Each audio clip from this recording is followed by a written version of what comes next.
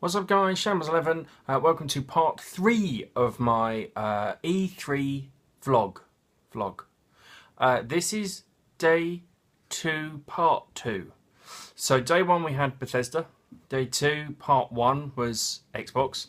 Part 2 kicked off with EA. That was 9:30, 9 o'clock UK time, and we saw the new Need for Speed coming out on November 3rd. Looks ever so shiny, but I have well and truly fallen out of love with the Need for Speed franchise, so I stopped caring. Then there was big news on Star Wars Old Republic on the PC. We're getting Knights of the Fallen Empire DLC. Looked great, but it wasn't KOTOR. Then we saw Unravel with the world's most nervous host, bless him. His hands were shaking away like there was no tomorrow. Unravel looked very much like, to me, Little Big Planet and Tearaway kind of combined. You were this little doll, this woolen doll that unravelled, and it's a platformer, and a lot of people said it was very cute and appealing and charming, and it just looked cack to me. Then we saw more Plants vs Zombies 2. We saw Graveyard Ops, which is the new mode, 4-player co-op. You play the zombies and you defend yourselves against the plants. We saw there's going to be 6 new classes. Among the plant classes, you've now got the sweet corn cob machine gun guy. But we saw the zombies. We saw 3 new classes. There was the imp, who's the smallest and fastest. He kind of did these. He's got dual. They look like Uzis. Obviously, they're not Plants vs Zombies, and he span around. Then we saw the superhero one, who's got like this laser beam that comes off his wrist. Very Buzz Lightyear, but he's a melee class, or a melee if you were from EA.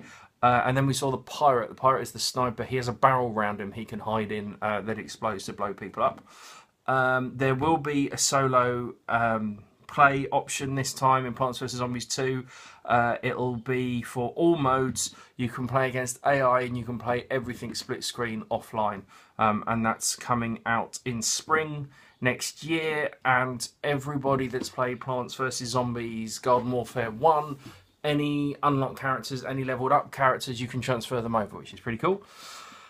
We then got, and all the DLC for Plants vs Zombies Garden Warfare 2 will be free, which is cool. They've been very good with the first one doing that.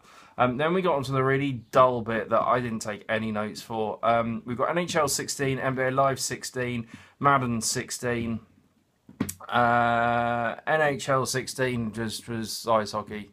We didn't see any gameplay. It was a rendered video. It was pointless putting it up. We saw Rory McIlroy golf, which, in all fairness, does look gorgeous. If you've played a Tiger Woods game, you know what you're getting. Real world and crazy, futuristic, made-up fantasy courses. But they did look very cool. I think one was in the Grand Canyon, which looked pretty awesome. Then there was NBA Live 16. That's coming out September 29th. Then we saw Hoop God, who, my notes here say, Hoop God is a dick. He was having his face scanned. If you've got an iPhone, a smartphone, you can use that to scan your face and put it into the game. Very impressive. It was clearly already done.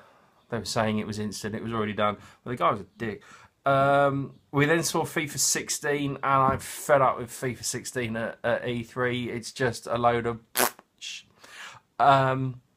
dynamic defending. What else was there? Dribbling off the ball. Because that's what Messi does. No, he doesn't. Messi plays professional football at world level. He doesn't play FIFA for a living. And then they tried to get us excited about women's teams being in FIFA, but there's 2 problems with that. One, the vast, and I'm not being sexist, but the vast amount of football supporters don't care about women's football. You can't play league teams. You can't play any of your female equivalent. So, you know, being an Arsenal fan, I can't play as Arsenal ladies. You can just play international matches. It's going to release after the Women's World Cup. Not only that, but this news broke, 3 weeks ago? and we're all meant to go woo. So there we go. That was the big news on that. We then, annoyingly, there was Mirror Edge 2, but we had the slight problem. I was watching on Twitch, and Twitch died. So look that up on YouTube. Mirror's Edge 2 apparently is February the 23rd. It will be open world-ish, and they'll have no loading screens. But I didn't blooming see it, so that's what I'm watching today. We then saw Battlefront. I switched over to YouTube. Thank you so much. You know who you are for giving me that link for YouTube. You saved everything. We saw Battlefront gameplay. It's out November the 17th. And my word, this saved EA big time. It looked stunning. It looked like Battlefield 3, Battlefield 4, but with Star Wars.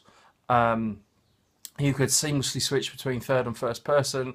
We saw them going up in TIE fighters and X-Wings, and I don't think it was the X-Wings, actually. I think it was just TIE fighters. We saw the AT-STs walking along. We saw Darth Vader turning up and force gripping people. We saw Luke turning up, force pushing people. Then we saw them starting a lightsaber duel, and it looked amazing. Can't wait for that. And that was pretty much it. EA is notoriously dull as hell at E3, and they continued it with style. Then the next thing on my list is a Father's Day present, so I'm not going to read that out. After that, we had Ubisoft, and Aisha Taylor was back, and she's a huge fan favourite, but still wasn't the most professional at E3. But Ubisoft is always slick, it's always entertaining, and Ubisoft brought it. I think I've said it many a time, they are my favourite developer. I love many of their series, and wow, they started things off. Trey and Matt, the people behind South Park, were there because there is going to be a follow-up to Stick of Truth, and it is just looking absolutely amazing. They admitted themselves that they didn't really know what they were doing with Stick of Truth. They got to the end and realised, they said in their own words, they realised we knew how to make a video game, but it was too late. So they decided to do another one. They are doing all the voicing, they are doing all the writing for it. They are also involved in programming decisions and this, that and the other. So that looks absolutely amazing. Then we've got a new IP for a new genre, For Honor. For Honor is basically knights beating each other up. You could basically play as knights, barbarians, samurais, and you fought. It's 4 human players, but you've got AI as well, and in that sense, it's very much like the Samurai Warriors. You kill the minions pretty easily, but then you battle each other, and it's pretty brutal. You know, it is. You only need one decent blow by the look of it to kill a human opponent. It's very much about defense as well as attack. You know, it's the brutality of war. You know, knights didn't withstand 20 blows. It took 2. And that's what we very much saw. We saw a beheading as well, which was really epic. That looked really very good. We then had Jason Vanderberg. Hi, I'm Jason Vanderberg. He went on and on about the melee combat, the art of battle, then announced that you can all play it 4 versus 4 if you're at E3. So well done for destroying my hopes. That was running on PS4. It did look lovely, but it will be coming out on PC and Xbone as well. We then saw The Crew Wild Run, the sequel to The Crew, November the 17th. I never played The Crew. It's on my wish list. There are a few people on my Twitter, I think Legendary Beeper, I believe you're one, that absolutely adore The Crew. In fact, Legendary Beeper does YouTube videos of The Crew as well. Watch them, they're pretty impressive. Some people absolutely hated it because it was broken, but this looked amazing. The graphics looked really nice. It was an open world. There were lots of different car styles. It looked good. Then we saw Trials Fusion Awesome Level Max DLC. It was a cat wielding dual pistols, riding a unicorn that had flames coming out of its nose. Quite frankly, after my problems with Trials Fusion achievements not unlocking, some of you will know this, Trials Fusion can go to hell as far as I'm concerned. We then saw the Division game running. We saw the Dark Zone. Now, the Dark Zone is kind of a biohazard special area. You can play this single player, you can play it as a team. Basically, this is where the hardest enemies are, the elite enemies, AI. You'll also have other players there, but the best loot is the dark loot there are caches, there are crates you can pick up, and they have like super rare, high-level stuff. So that was there, and it looked absolutely wonderful. It reminded me of the gameplay of Full Spectrum Warrior on the original Xbox, if anyone remembers that. But I love Full Spectrum Warrior, so that's not a problem. And then basically they kill these bad guys. There were other human players there that had already looted it. And then you call in an extract, a flare goes up, and you've got 90 seconds to defend yourself, and then there was a big firefight. There will be PC, Xbox One, and PS4 betas, and the game is coming out. They finally announced March the 8th, 2016. That's 11 days before my birthday, if anyone wants to buy me that as an early birthday present. We then saw Anno 2205, which looked beautiful. It's a city builder. Imagine city skylines. Watch that on YouTube. Sips does a really good one. But the object is you go into space and you can colonize the moon. And it looked absolutely gorgeous. That was it. We had no release dates or consoles that was coming on, just it looked lovely. Then, oh my god, everything took a turn for the worst. Just Dance 2016, we've been told it's the #1 console dance game. I don't think there are any others at the moment. I couldn't care less about Just Dance. It's personal preference, I know. Jason Derulo came on and sang a song live. I don't know what the song was. It's in the charts. And it was horrific. The sound quality to start off with was wrong, and then he just decided to sing everything falsetto, really high pitched, and just went, and it was really awkward. And then they announced Just Dance Unlimited for, I don't know what that is. I just stopped listening. We were too busy on Twitter taking the piss out of Jason Derulo. Then it all became much better. We saw Angela Bassett, who is a very famous actress. She's a very nice actress. She plays Six for Rainbow Six Siege. We saw a pretty epic trailer. She plays Six, who is the operative. She's in charge, basically, of the unit. And we saw more gameplay of the guys doing a terrorist hunt. And yes, please. We saw them use a mallet, a sledgehammer, that's what I'm trying to think of, to smash a wall. They climbed through. We saw breaching charges. We saw flashbangs going out. We saw lots of shooting. We saw revivals. We saw shields going up. Love Terrorist Hunt. Love Rainbow Six. Really super looking forward to it. Cannot wait. September 24th, there will be beta. You can sign up for the betas for The Division and Rainbow Six Siege if you're lucky. I tried last night and couldn't get on anything, so I'll be trying again. We then saw Trackmania. Trackmania very much reminded me of F1 mixed with Micro Machines. Crazy worlds where really, really fast. You were in kind of F1 style cars, but lower and wider.